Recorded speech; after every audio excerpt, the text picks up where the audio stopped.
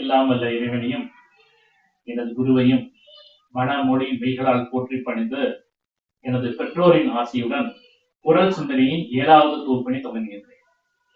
நாம இதுவரைக்கும் திருக்குறள்ல பாயிரவியல்ல கடவுள் வாழ்த்துங்க அதிகாரத்தை பார்த்துட்டு இருக்கோம். இது வரைக்கும் 6 குறள் பார்த்திருக்கிறோம். கடந்த 4 குறள் என்ன பார்த்தோம் அப்படின்னா, இறைவனை இடைவிடாது நினைத்தல், வாழ்த்துதல் மற்றும் அவன் நெறி நிற்றல். அவ்வாறு செய்பவர்கள் பிறப்பு இறப்பின்றி வீடு பேரை அடைவார்கள் என்று பார்க்கிறோம். இடைவிடாது நினைத்தல், வாழ்த்துதல், அவன் நெறி நிற்றல் செய்பவர்கள் பிறவி துன்பமின்றி வீடு பேரை அடைவார்கள். இப்ப பார்க்கக்கூடிய இனிமே என்ன சொல்ல போறாரு அப்படின்னா, அவ்வாறு வாழ்த்தாதவர்கள், அவ்வாறு இறைவனை வழிபடாதவர்களின் குற்றம் சொல்ல போறார். முதல் குறள், அதாவது குறள் 7வது குறள் பார்ப்போம். தனக்கு உவமை இல்லாதான் தாழ் சேர்ந்தார்க்கு அல்லால் மனக்கவலை மாற்றல் அறிவு.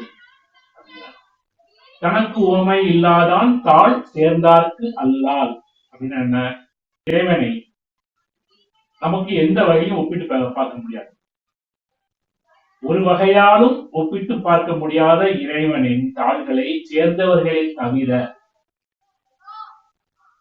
மற்றவர்களால் மனத்தின் கண் நிகழக்கூடிய மனக்கவலை மாற்றல் அரிது. மனத்தின் கண் நிகழக்கூடிய துன்பங்களை அகற்ற முடியாது, மாற்றல் அரிது அப்படிங்கிறது இயலாது அப்படிங்கிறது பொருள்பாங்க. மனக்கவலைன்னா என்ன? மனக்கவலைன்னா நம்ம ஏதோ ஒன்று தொலைச்சிட்டு கவலைப்படுறோமே, அந்த கவலை இல்லை. மனத்தின் கண் துன்பம் அடிக்கிறது மனத்துல இருக்கக்கூடிய காமம், வெகுளி, மயக்கம் இவற்றால் விளைகின்ற வினைகள். அதனால என்ன பண்ணுவோம்? மீண்டும் மீண்டும் பிறப்போம், பிறந்தா இறக்கணும், இறந்து பிறப்போம், இந்த சுழற்சியிலே இருப்போம். யார் இருப்பாங்க அப்படின்னா, தனக்கு உண்மை இல்லாதான் தாழ் சேர்ந்தார்க்கு அல்லால், அந்த இறைவனின் தாள்களை சேர்ந்தவர்களை தவிர மற்றவர்கள் இந்த பிறவி துன்பங்களில், பிறவி இறப்பு பிறப்பு சுழற்சியில் இருந்து அழுந்துவார்கள் என்று ஒரு குறள் பார்க்கிறோம். இங்க அரிது அப்படிங்கிறதுக்கு இயலாது அப்படின்னு பொருள் கொள்ள வேண்டும். நம்ம சொல்லுவோம் இல்லையா, சில விஷயம் வந்து என்னோட வாத்தியார் அழகா சொல்லுவார், படிச்சா பாஸ் பண்ணிடுவேன், படிக்காட்டி பாஸ் பண்ண மாட்டேன் அப்படிங்கிறது இல்லையா? படிக்காட்டாலும் பாஸ் ஆயிடுவான்னு கிடையாது, படிச்சா நீ பாஸ் ஆகப்பா அப்படின்னு சொல்ற மாதிரி. அந்த மாதிரி இறைவனின் தாள்களை சேர்ந்தார்க்கு வீடு பேர் கிடைக்கும், சேராதவர்களுக்கு வீடு பேர் மனக்கவலை மாற்றல் அறிவு, வீடு பேர் கிடைக்காது.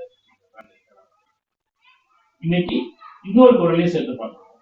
நம்ம இப்போ 8வது குறளை பார்ப்போம், அடுத்த குறளையும் பார்க்கணும். இந்த பதிவு அற ஆழி அந்தணன் தாழ் சேர்ந்தார்க்கு அல்லால் பிற ஆழி நீந்தல் அரிது.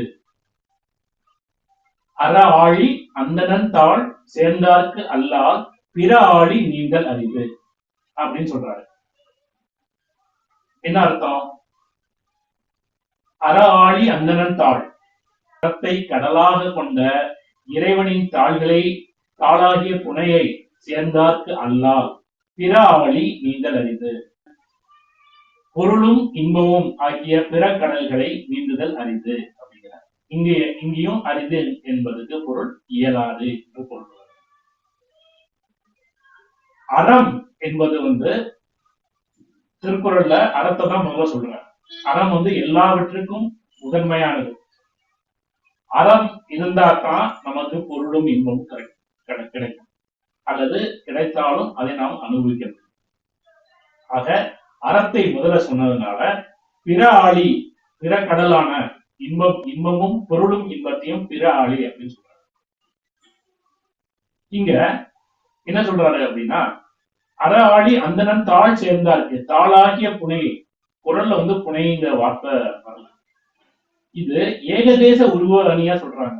ஒன்றை 2 சொல்லும் போது ஒன்றை மட்டும் சொல்லி இன்னொன்றை புரிய வைப்பது, சொல்லாமல் விடுவது வந்து ஏகதேச உருவ அணி.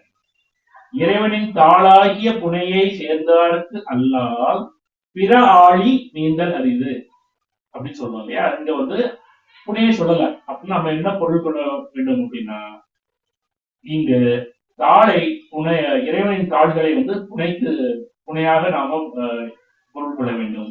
அந்த புனையை பற்றினால், தெப்பத்தை பற்றினால் அறமாகிய கடலையும் கடக்க முடியும்.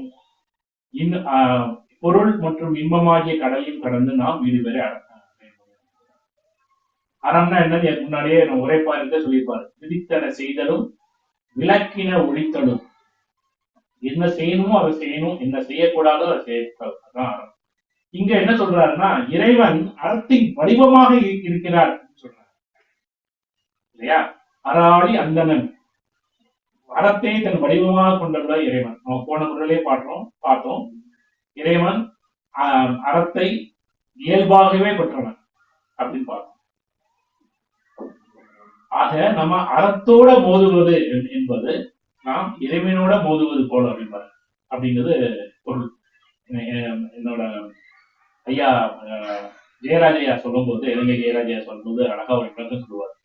என்ன குத்துன அப்படின்னா, என் உடம்புல குத்துறேன், ஆனா என் உயிருக்கு வலிக்கு நான் திருப்பி குத்துறேன்.